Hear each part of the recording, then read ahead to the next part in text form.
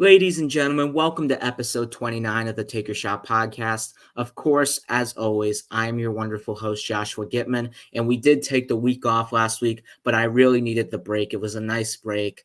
But from now on, until the end of the finals, we are going to be going every single week. Plus, in the playoffs, we're probably going to start doing multiple episodes a week, recapping, previewing, talking about each and every single playoff series. So that will be exciting.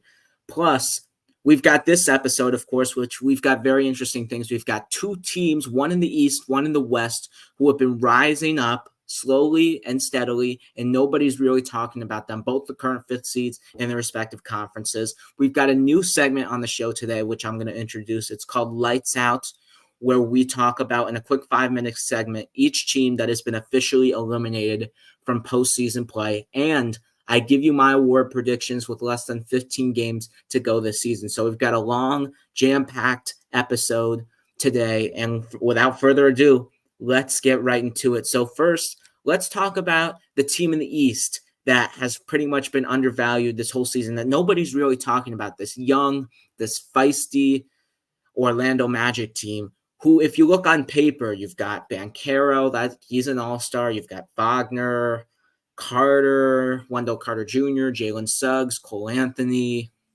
Mo Wagner. It's Markelle Fultz. It's not really a great team on paper when you look at it. But all of a sudden, when you look at the standings with 14 games to go in the regular season, they're fifth in the Eastern Conference. And remember last episode, we were talking about the seeding race, 4 through 8, the Knicks, the Magic, Pacers, Sixers, Heat. Well, the Magic and the Knicks have really separated themselves. We expected that from the New York Knicks, probably separating themselves. They're getting a little bit healthier. OG Anunoby was back for a little bit, but now he's back injured. But Orlando has also joined New York, separating from that 6 through 8 race, and now probably a few more games away, a few more wins away from solidifying themselves a postseason spot, which is absolutely incredible for this Orlando Magic team. And in their last 15, absolutely blazing, winning 12 out of their last 15. I know some people may say it's because of the easy schedule, but guess what? Some teams had the easier schedule in the first half of the season. Orlando did not, yet they were still finding ways to win, still be over 500. And now we see that this Orlando team's really good because with their easy schedule, they are winning the games that they are supposed to be winning. Orlando has been winning a consistent basis with the games that you're absolutely supposed to have, which for a lot of teams, some teams just don't really win the games that they're supposed to win. So Orlando's doing that. They're winning on a consistent basis. They've pretty much separated themselves into that fifth place spot, 2.5 games ahead of the sixth place Indiana Pacers. And it's more and more as the season progresses, as the regular season gets to an end, solidifying that 4-5 matchup in the Eastern Conference with the New York Knicks and the Orlando Magic. But we will not talk about that until the end of the regular season, where I will have probably a video on each and every single playoff series previewing that. But that's pretty much solidifying itself in the past 10 days, two weeks, 10 to 14 days, that playoff series right there. So that would be a very exciting, very defensive-minded playoff series. But just to go back to Orlando itself, they played really well the past 3 seasons. They've pretty much increased wins ever since Jamal Mosley got on board, got to lead this Orlando Magic rebuild. It's worked out to perfection. Jamal Mosley got a 4-year extension, which congratulations to him. He's done a really good job with this Orlando team. Then plus, Orlando's just sitting comfortably, and it's not – and even though we're talking about how good they're doing this season, it's not even about this season, the situation Orlando's put themselves in. It's next season as well. Orlando will be one of those teams with a lot of cap space, so they could potentially look to sign some big name free agents. Maybe a Paul George comes along, because for some reason Paul George hasn't signed his extension with the LA Clippers yet. You never know. There could be superstar free agents that come along. Maybe OG Anunoby doesn't re-sign with the Knicks. Maybe Orlando gives a max offer to Siakam. Who knows if you're Orlando, but you have that cap room. Plus, this year, they have the Bulls lottery pick unless it goes top 4, if I'm not mistaken. So Orlando is in a very good position here to have a potential lottery pick and plenty of cap space. What they could draft draft somebody with the lottery pick, or they could trade that lottery pick with another young asset to get even better for next season. So the future is looking really, really bright there in Orlando. And we really haven't talked about them as a big threat in the Eastern Conference. We always know that when we look at the bottom of the East, not necessarily the bottom, but that 4 through 8 range of the East, the Knicks are up there as a threat. They're not healthy. They haven't been healthy all year. So when they get healthy, they will be a threat. You've got the Pacers lurking up the standings, one of the best offenses. We talk about them potentially with the Milwaukee Bucks playoff series. We talk about the Sixers. What if Joel Embiid comes back? What's going to happen? Can Philadelphia be a threat? And then we talk about Miami as this team that's lurking. But Orlando's just really been thrown off to the side. Maybe it's potentially looking at the roster on paper, but Orlando has really, really, really has been really winning at a consistent basis this season, and 13 games over 500, and they could potentially still get up to the 3 seed as Cleveland has lost a lot of games lately. I think they've lost 9 out of 16, if I'm not mistaken. So Cleveland has opened the gap for potentially the Knicks and the Magic to move up to that 3 seed. So Orlando, if they keep winning games like they are, and they still have a pretty relatively easy schedule down the stretch. I know they play a couple of West Coast teams with Sacramento and Golden State. That's not easy, but they still overall have a very relatively easy schedule going down the stretch. So Orlando could potentially jump the Knicks. They could potentially get a home court spot in the Eastern Conference. And this Orlando team, man, they are coming. They're lurking. They're going to be a threat in the Eastern Conference for a long time. Banchero, an all-star in his sophomore season. Franz Wagner can be an all-star going down the stretch. Jalen Suggs is playing really, really well the past few games. He could potentially be a future all-star. Cole Anthony can give you 25 on any given night. Wendell Carter's there. They've got the veteran presence in Joe Ingles. He's a good threat for Orlando. And they've also got Franz's brother, Mo Wagner, who's played really exceptional off the bench this season for Orlando. So this Orlando's team has the young pieces, has the young assets. And don't forget about Markelle Fultz. I forgot to mention Markelle Fultz. He's been an amazing defender for this Orlando team so far and really helping them on the defensive side of the ball, which is something that Orlando has excelled dramatically this season with this team. And that would be, with the defense, an intriguing series with the New York Knicks if that were to become that series, because both are very defensive-minded teams. So that would be interesting to look at there.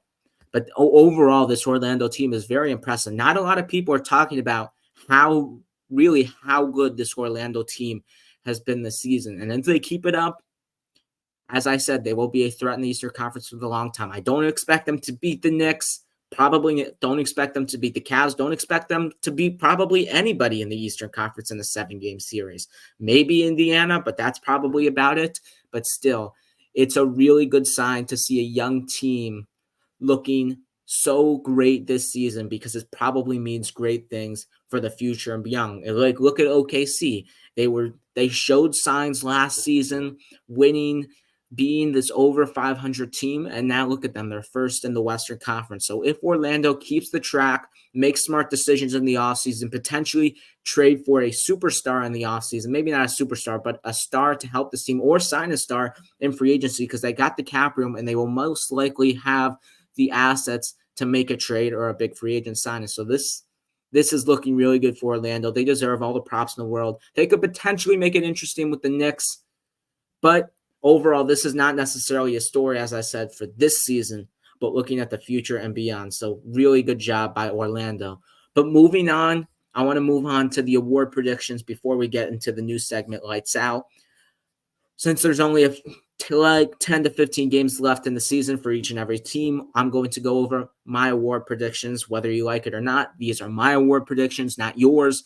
So you're going to have to enjoy them and not complain about them, because this is my podcast, my show, and you decided to listen. So enjoy my award predictions, not yours. So please don't be angry at any of these award predictions. And don't worry, I'll explain each and every single one for you.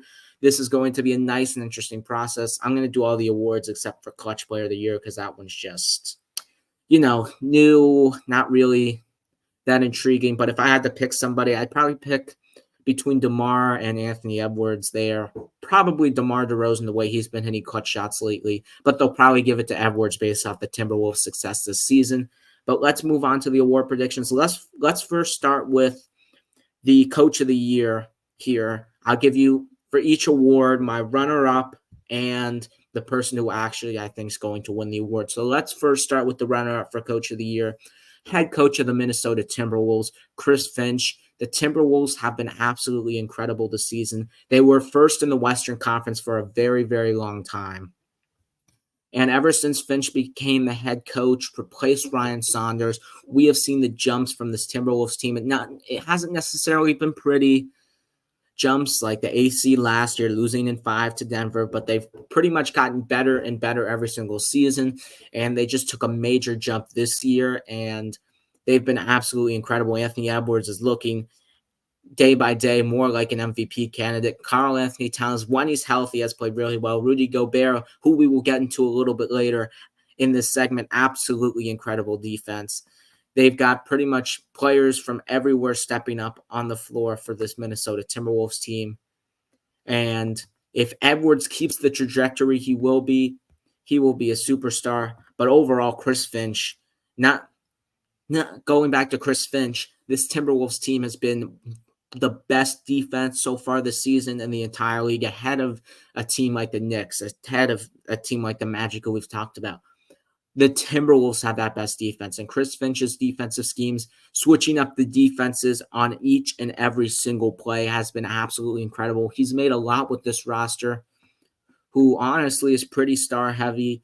He's found a way to work and incorporate Towns and Gobert on the court together, which when you look at it, that's pretty dang impressive to do, considering both are two big men, and it's really hard to incorporate two big men on the court, especially in today's NBA game. And he's got a third big man coming off the bench in Naz Reid, so he's got to incorporate all three of those, trying to find the right mixture, right combination there.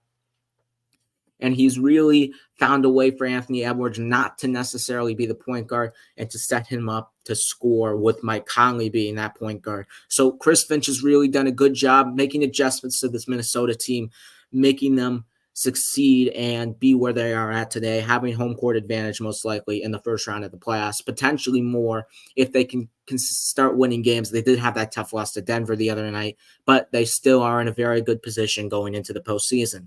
Now for my Coach of the Year, same conference, same pretty much similar situation there. Oklahoma City's head coach, Mark Daigneault, pretty much 3 years ago, nobody even knew who Mark Daigneault was, like why. After Donovan left to Chicago in 21-22 season, everyone's like, well, who is this guy? Why are the Thunder hiring Mark Daigneault? And that was the first year of the rebuild for the OKC Thunder. They had like 20 wins. But ever since they hired Daigneault, OKC has been rising up. And he's found ways to incorporate Jalen Williams, J-A-Y, the guard Williams, the tall guard Williams, not the center Williams, with Shai Gilgeous-Alexander and Josh Giddey on the court, all three point guard kind of players, and he's really found ways to incorporate all three of them in the offense. I know Giddey hasn't really played his best, but focusing more on the Jalen Williams and the Shai aspect, he's really found great ways to play them together, and he's really found and developed gems off the bench. Somebody like Isaiah Joe, who honestly really nobody had no idea who exactly Isaiah Joe was, which when you're looking at it, how Mark Daigneault all of a sudden found ways to get him playing at an elite level is absolutely incredible. He came out of nowhere. You've got Cason Wallace off the bench, who's been playing really well behind Shai Gilgeous, behind Jalen Williams, and he's found ways to make the rookie work. And with this roster, when you're looking at it on paper, it's not the best roster. This team doesn't have a lot of talent other than Shai Gilgeous. Well, I'm not going to say a lot of talent, but not a lot of talent on paper other than Shai Gilgeous-Alexander. But Mark Daigneault has found a way to work, and the OKC Thunder are currently first in the Western Conference. And if the playoffs started today, the road to the NBA Finals in the West would run through OKC. When you're looking at it from the moment he started, 3-year rebuild, it's just been winning, more winning, and more winning. And what Mark Daigneault has done for Mark Daigneault has done from becoming a nobody to coach of the year in my books and probably a lot of others' books. Absolutely incredible job that he's done with the Oklahoma City Thunder. So shout out to Mark Daigneault. He is my pick for coach of the year. Now let's move on to most improved player here, and my runner-up is going to be Tyrese Maxey. I know a lot of people are probably going to say he's going to be most improved player of the year. He's jumped from 20.5 points per game to 25.7 points per game, 3.5 assists to 6 assists per game, and he's really keeping that Sixers team afloat at 38 and 31, tied for 7th with the Heat, really keeping them afloat without Joel Embiid on the court. But I give you this argument. If Tyrese Maxey has been playing really, really well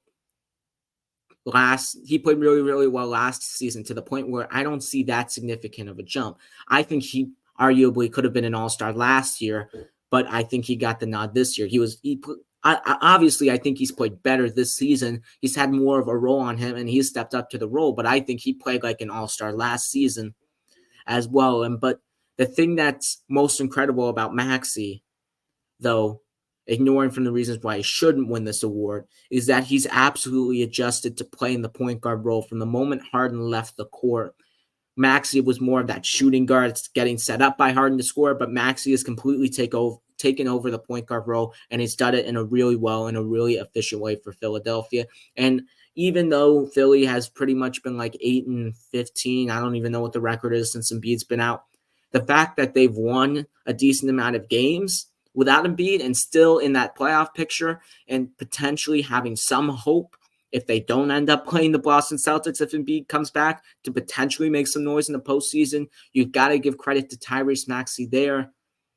But he is not my most improved player. My most improved player is from the Chicago Bulls, jumping up from looking like maybe not a bust necessarily, but just maybe a backup point guard to absolutely looking like a star, potentially a future all-star. Kobe White with the Chicago Bulls. Kobe White has jumped from 9.5 points per game to 19.5 points per game. That's a 10-point jump. 2.8 assists per game to 5.2 assists per game. The Bulls, even though they look terrible on paper, they've been an absolute disaster. When you look at it, without Zach LaVine, Kobe White has been keeping the Bulls afloat at 9th in the Eastern Conference. They are at 34 and 35, and they could potentially sneak into the playoffs, especially if they get Philadelphia without Joel Embiid there.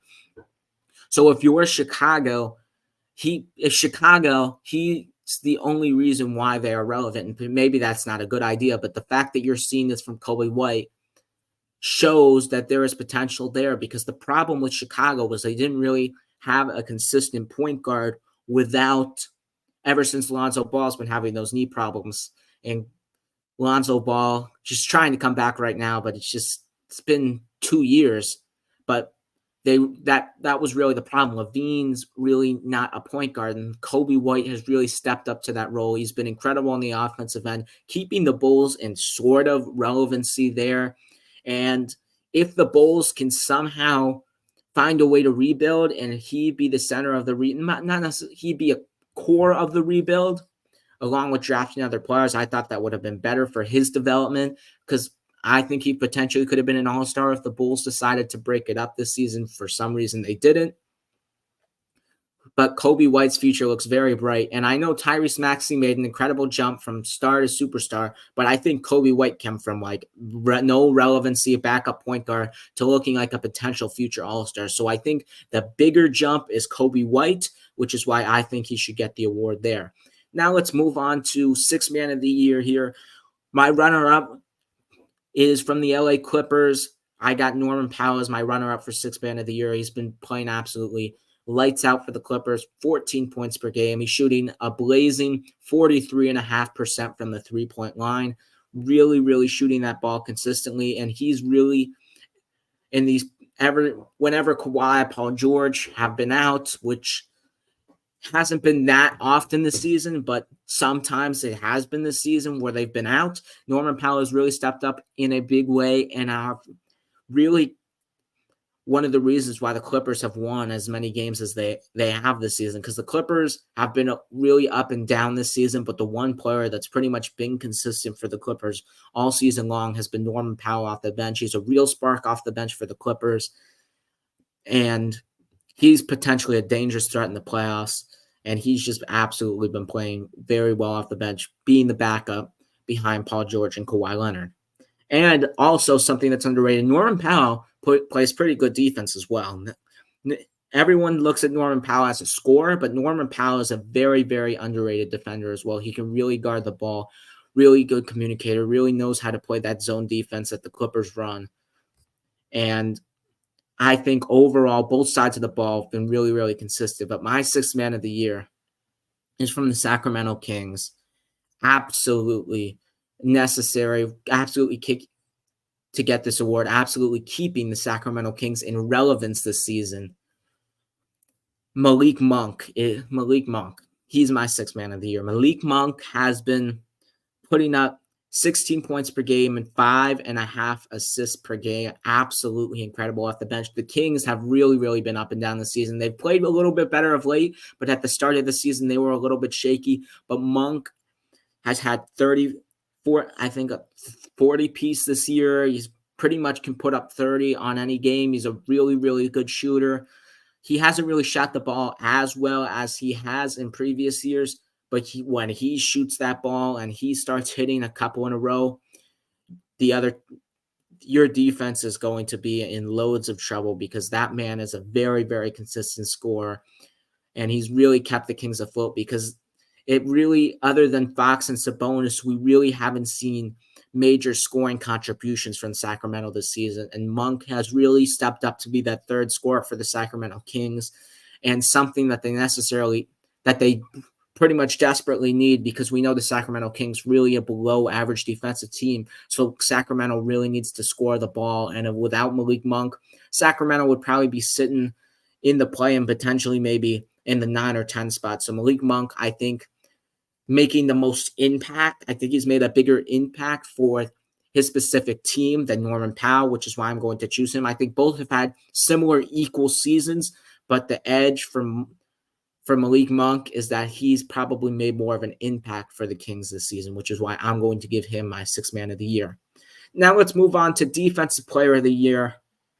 Well, we've got my runner-up is a rookie, and he is Victor Wembanyama. He's been absolutely a monster on the defensive end. I mean, when you're 7'3", you're just standing in the paint. Oh my God. What can you do anyway? He's got 10.5 rebounds per game.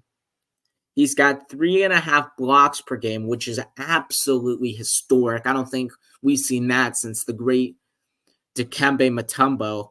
1.3 steals per game as a 7'3" center. And he has the second best defensive rating as a player in the NBA this season at 107, which, my God, as a rookie, that is absolutely historic. When you put up 3.5 blocks per game, I mean, you got to be in consideration for Defensive Player of the Year. I have never seen anybody in my lifetime who has done that, and he just does it every single game. He'll give you 7 blocks on any given night, which is like, he saves so many shots at the rims for the Spurs. And even though the Spurs have been a little bit down this season, they have been a decent amount of close and clutch games this season. And most of it's because of Wemby's impact on the defensive end. I know they've had some defensive letdowns this season, but the Spurs have been relevant in some games, and it's due to Wembanyama. But he's not my defensive player of the year, because my defensive player of the year is the Timberwolves starting center, Rudy Gobert. Rudy Gobert is averaging 13 rebounds per game, half a steal per game, and 2.1 blocks per game. Timberwolves have the best defense in the NBA at 106.7 points per game allowed. And Rudy Gobert has the best defensive rating out of any player in the league. And quite frankly, it's not even close at 104.3, with the second player being Wemby at 107. That's a 2.7 difference from defensive rating. Even though that may seem like not a lot, from first to second, that big of a gap for defensive rating, that is a huge difference. And Rudy Gobert has separated himself from every single player in the NBA on the defensive side of the ball. And he is a huge reason why the Timberwolves are where they are this season. And When we first thought about Rudy Gobert going to the Minnesota Timberwolves, we didn't really think it was going to be a good fit with Karl-Anthony Towns. We were looking at the other trade, 5 first-round picks and Walker Kessler. Looked like one of the worst trades ever. But now that we look back at it now this season, we're like, oh, it's not that bad of a trade because Gobert has just been that big of an impact for Minnesota this season. Karl-Anthony Towns has been out for a little bit of a while as of late, and Gobert has pretty much stepped up. He's been scoring the ball a little bit consistently, but on the defensive side of the ball, it is very, very hard to get a shot up on him. He is one of the best rim protectors in this generation in the NBA, and he deserves yet another Defensive Player of the Year for it with the impact he's making on the Timberwolves, winning consistently on the defensive side of the ball. Now let's move on to my Rookie of the Year. A little bit of controversy is going to start. I said this in my Mario Chalmers interview, but my runner-up is Wembanyama, Victor Wembanyama, 20.5 points per game, 10.5 rebounds, 3.5 assists, 3.5 blocks, and 1.5 steals per game. Victor Wembanyama, absolutely incredible for the Spurs. Historic rookie season for Wembanyama. He's done stuff that we've not really seen any other rookie do on the defensive side of the ball, as I mentioned. But look at where they are in the standings compared to who I'm going to say. The Spurs are currently 14. No, I think they're last in the Western Conference, if I'm not mistaken. Yeah, they're 15-54, last in the Western Conference. But my first place, my Rookie of the Year, Chet Holmgren, who isn't really that far behind from Wembanyama in stats at 17 points per game, 8 rebounds per game, 2.5 assists per game, and 2.5 blocks per game. He's sitting at first in the Western Conference as arguably the second best player on that team. Most valuable rookie, the Rookie of the Year, the best rookie who's made the most impact for his team is Chet Holmgren. I mean, maybe if you switch them, the Thunder would still probably be in first in the West, but you never know. But you still don't know. But you see what Chet Holmgren's doing. We know that he's actually making the impact. We know he's being the consistent second best player on that team at each and every single game for that team. Chet Holmgren is the Rookie of the Year. We have never. When is the last time we've seen a rookie as the second best player on the best team in the Western Conference? We have never seen that in a long, long time. Not since like the 80s when Magic Johnson was doing his thing with the Lakers and winning the title in his rookie year. We have never seen that ever since the 1980s. So Chet Holmgren is doing something that we could not imagine. Even though he's technically not a rookie, he is still in his first year, and he is still doing historic things for the OKC Thunder. He is impacting winning. I'm not saying Wembanyama wouldn't do the same with Oklahoma City, but Chet Holmgren's on OKC and Wembanyama's on San Antonio. And I'm not saying that Victor shouldn't win the Rookie of the Year because he's on San Antonio compared to OKC. I just think we know 100% guaranteed that Chet is impacting winning more than Wembanyama. Again, I'm going to say it. Wembanyama may do the same, but the only person we know for sure that has impacted winning as the second best player on the best team in the Western Conference as a rookie, something we haven't seen since Magic Johnson in 1980 when he was the second best player in their championship year to Kareem, is Chet Holmgren. That's why he is my pick for Rookie of the Year. Victor, absolutely incredible, probably the higher ceiling between the two. But for this season, who's had the better season? It's Chet Holmgren. So that's my stance on that. And now for MVP. As we move on from that mess. My runner-up for MVP, OKC, first in the Western Conference, starting shooting guard, SGA, Shai Gilgeous-Alexander is my runner-up for MVP. Embiid's not eligible. I mean, you could make the argument for Tatum, but what Shai has done to lift this Oklahoma City Thunder team to where they are right now at 48-20. Putting up 31 points per game, 6 rebounds per game, and 6.5 assists per game is something that at this young of an age, really putting that gap from 40 wins last year to already 48 wins this year with 14 games to go.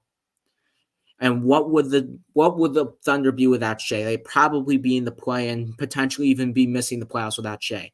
The most valuable player, rather, as my runner-up, if we look at him compared to Tatum, where would the Celtics be without Tatum, and where would the Thunder be without Shea?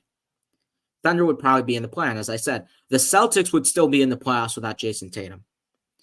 I'm sorry. The Celtics are just dominant all around, but the one player who's pretty much been carrying this Oklahoma City Thunder team is Shai Gilgeous-Alexander, which is why I'm going to give him the edge for second in the MVP race compared to Jason Tatum. But unfortunately for him, he will not be winning it this year because first place, pretty much as expected, the Joker, Nikola Jokic for Denver, currently sitting at second in the West, half a game behind OKC at 48-21.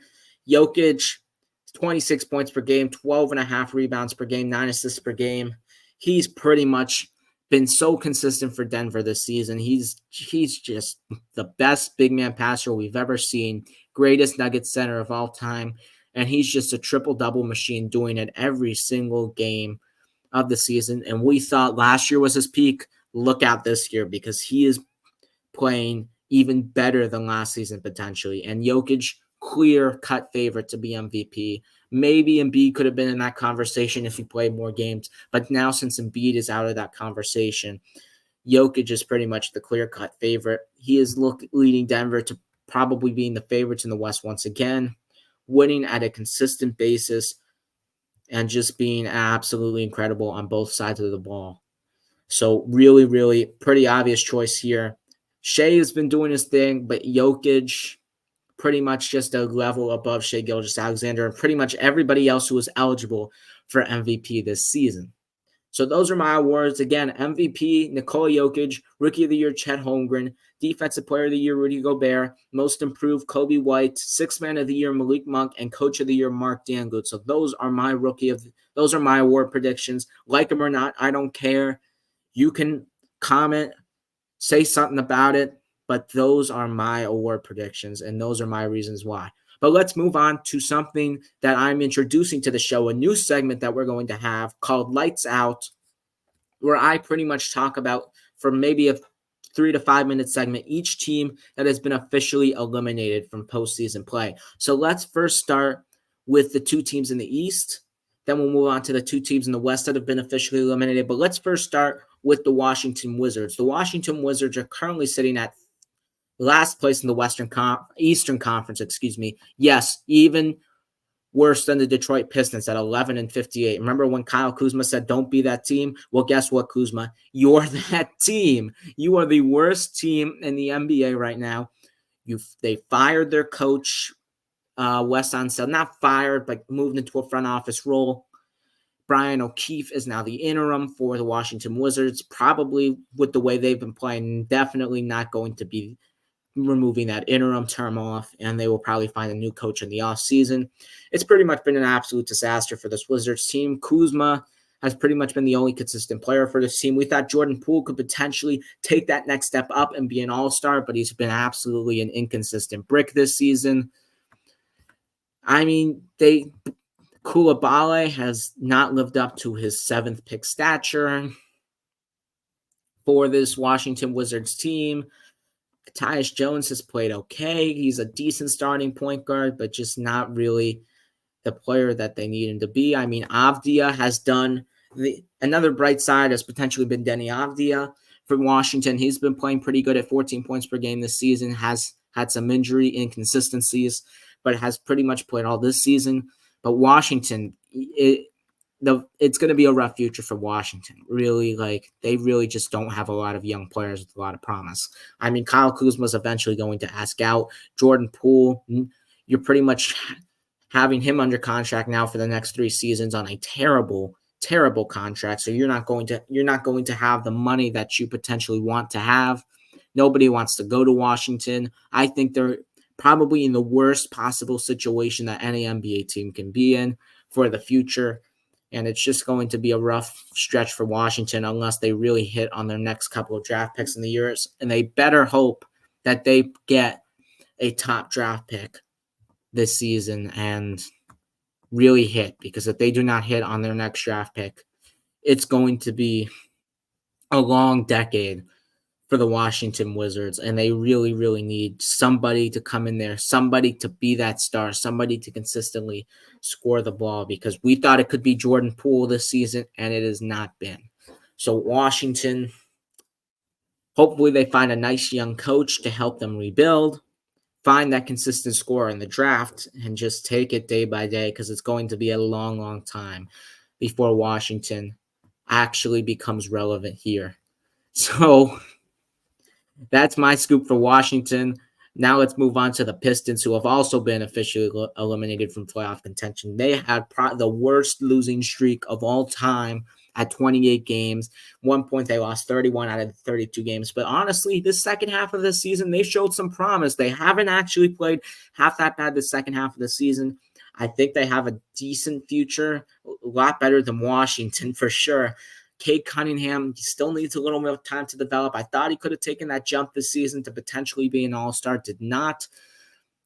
But he still looks like he will be a future all-star. Jalen Duren has played really well for the Pistons team. What we saw of Asar Thompson hasn't been half that bad. They got Fontecchio at the deadline, who's played really, really well for this Pistons team and probably will be a part of their future. They've got nice young pieces to develop there in Detroit, and I think if they take their time, look into the draft, hit on their draft picks, I think this Detroit team will have a good future. I do think stuff that they need to do in the offseason, potentially bring in a veteran player that is going to help lead this team, mentor this team, because I think they really do need the help. I also think they need to cut James Wiseman, because I think James Wiseman's career is over. He's been an absolute disaster for this Pistons team, and I think he's got to go. But honestly, other than that, I think this Pistons team has a nice future there. I think they could have gotten more for the Bogdanovich and Alec Burks trade for New York. I think they should have gotten a first-round pick, but they didn't for some reason, potentially even multiple first-round picks. But again, it's the Pistons. But other than that, man, you've got Grimes. They've got Ivy as well, who hasn't really been that bad either. So for the Pistons, it's going to be a couple of years, probably a little less than the Washington Wizards, but they really do, in my opinion, have the potential to be decent in the upcoming years. They just got to take their time, and they got to hit on their draft picks. But the Pistons, even they squeaked away from that 28-game losing streak. I think Monty Williams is the right coach for them, even though some people are doubting that. So they just got to take their time and hit on the draft picks. Next up, an interesting lights out, something that we, as everybody, shocked this season, the Memphis Grizzlies. We never expected this. They were the 2 seed for 2 seasons in a row in the Western Conference, and now we're talking about them as the second worst seed in the Western Conference. Lights out already. Well, it's because of injuries, obviously. Ja Morant, suspension, then he got injured for the season. Marcus Smart has been out for the season. The only Desmond Bane has been out for a while. The really only consistent star that Memphis has had playing for them has been Jaren Jackson Jr. They've had players coming in and out, from Bismack Biyombo to the Jacob Gilliards to Scottie Pippen Jr.'s. David Ronnie, they traded him. Now they've got Lamar Stevens in the lineup. It's just been a lot of inconsistencies there, but something that Memphis did discover in this quote-unquote gap year for them, Vince Williams Jr., the undrafted player, has been absolutely a gem for them. That was an absolute gem find for the Memphis Grizzlies, and he is going to be a nice core part of their future, probably coming off the bench from Memphis. But if you look at what they got next year with Morant, Smart, Desmond Bane, Jaren Jackson, I know they traded Steven Adams, probably going to start potentially Aldama or somebody else. I'm not 100% sure on who they're going to start. Yeah, probably Aldama there. And you've got Kennard off the bench, Conchar. They potentially, with their pick, though, with this gap year pick, that their lottery pick that they're probably going to get Memphis, they could potentially trade to get somebody to help their contending roster because Memphis wants to contend. They've got John Moran, Jaren Jackson, 2 All-Stars. They want to contend. So Memphis, if I were them, I would trade the pick, try to get another star in there. And if you look at their roster, they look like they're 1 star away from probably contending in the Western Conference. And this is probably the quickest team that can put the lights on quicker than any of the teams that are going to be talked about in our Lights Out segment today. So they do have a very, very bright future in Memphis. So don't worry about Memphis. This is a gap year, really injury heavy year. So there's really nothing to be worried about, but they should definitely trade for a star. And I like how they found Vince Williams Jr. as a gem. So if Memphis just goes through it, makes smart decisions, they'll be just fine and they'll be back on track next season. Final team lights out we're going to talk about is lights out San Antonio Spurs. The Spurs have really had an interesting season this year. They're worst in the Western Conference, but we've seen the flashes from Victor Wembanyama. He's pretty much lived up to the hype that we've given him this season. To most people, he looks like he can be the rookie of the year. But I don't have him as rookie of the year because they haven't been winning. But if you were San Antonio, the future's bright. I mean, they do have some inconsistent players. Jeremy Shohan has really not been that great. I think Keldon Johnson looks like he's ready to walk out of the door for San Antonio. Trey Jones, not necessarily the future point guard there in San Antonio. Malachi Branham has been the worst plus-minus player this season. I do like Devin Vassell, though. I think Devin Vassell has potential to be part of that Spurs young core. And I think if they build around Vassell and Victor Wembanyama, take their time with this process, I think it'll be okay. But the problem with that is that Victor Wembanyama does want this process to be sped up, which I think is just a little bit of ants because he's a rookie. But I think he has to learn to understand that you got drafted to a terrible team. It's going to be a process, especially if you're the number 1 pick. The team that you're drafted to is not most likely the best team. So it's going to be a process in order for San Antonio to be good. It's going to take some time here for Wembanyama, and he's got to learn that, or else he may just be known as one of those first overall picks with a bunch of attitude, switching from teams to team like every couple of years. So Victor just needs to learn how to take his time, which I think he will because I think he's a smart player. But I trust San Antonio completely because, I mean, this Spurs organization is one of the elite organizations in the NBA, and you've got to trust them. And they will figure it out. But if I were them, I'd probably draft a point guard this year to help distribute the ball to Wemby. I don't know who that point guard is, but I'd try to draft a point guard this year. If I was San Antonio, maybe maybe a forward, but I think what would be best for San Antonio is if they draft a point guard to really find that connection with Wembanyama, 2 young players. And I think if they do that, use their money wisely, make some trades, get more draft capital, I think San Antonio will be on the right path for them in the future. I obviously think the worst out of these 4 teams from the Wizards, Pistons, Grizzlies, Spurs, I think the Wizards have the worst future. I think the Grizzlies are going to have the best future. They're going to be okay. I think the Pistons and the Spurs are in that similar category. Go through the path, go through that rebuilding process, and I think they'll be fine. I think the Pistons probably a little bit less fine with San Antonio based on their franchise's history so far, and they've been on this rebuild since 2019.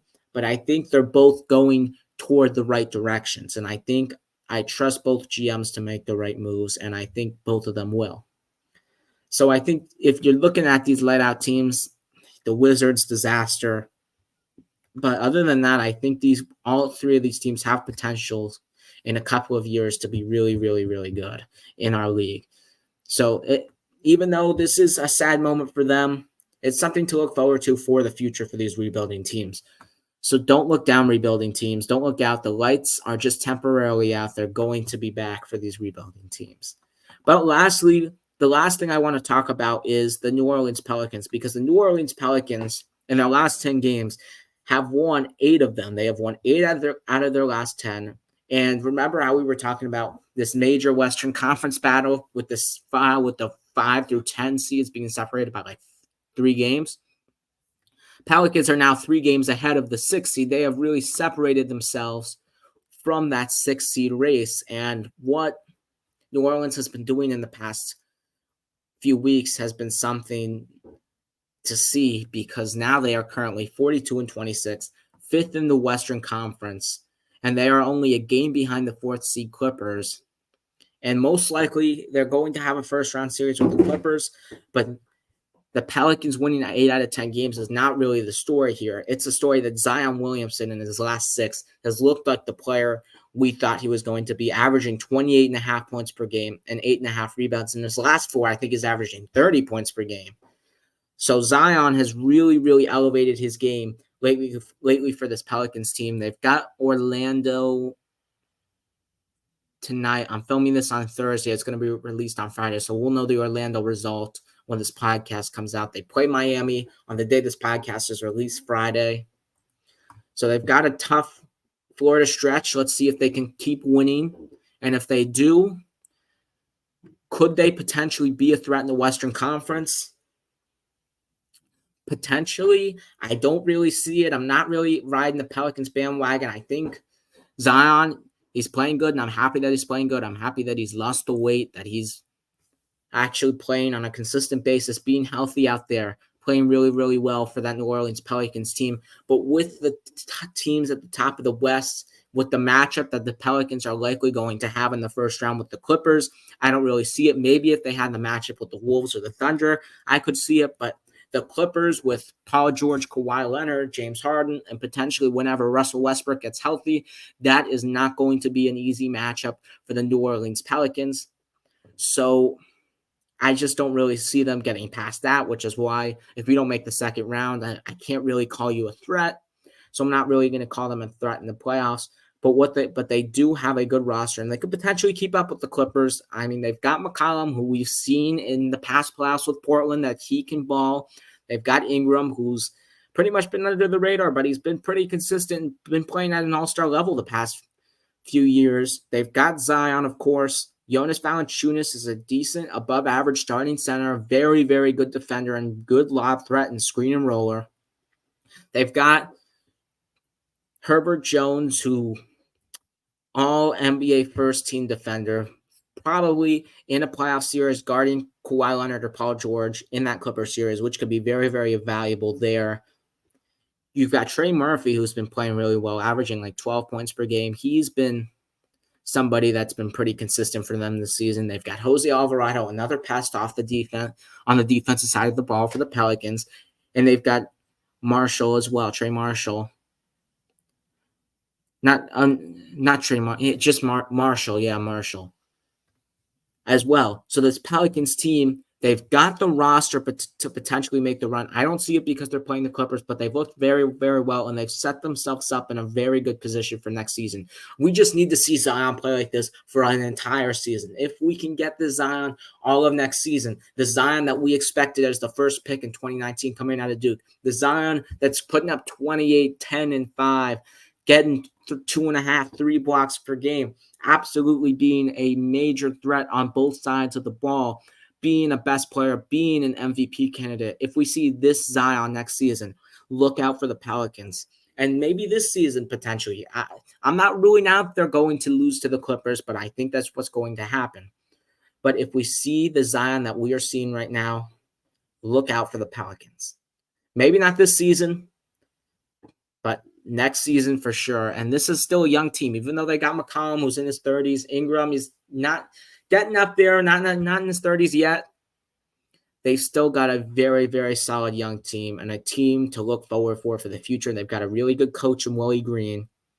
And this is a very, very exciting team that will be very fun to watch, even in that series against the Clippers. So,